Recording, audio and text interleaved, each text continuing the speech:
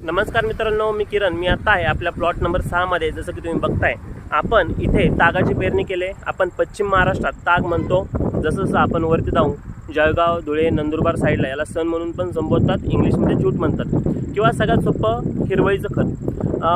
बघा, आपण याची पेरणी केले आणि एकरी 35 ते 40 किलो एवढं आपल्याला बी लागतं आहे आणि 90 ते 100 रुपये याची प्राईज असते पर केजी.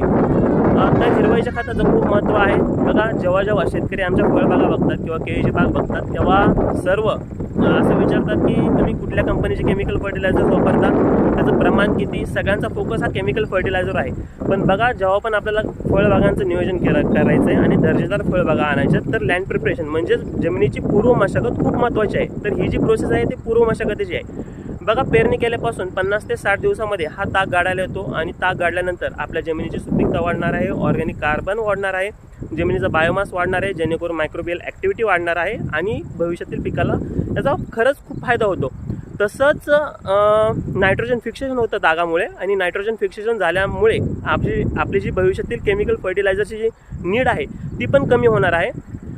तर भरपूर फायदे आहेत आणि सर्वांनी अवलंबायला काहीच हरकत नाही.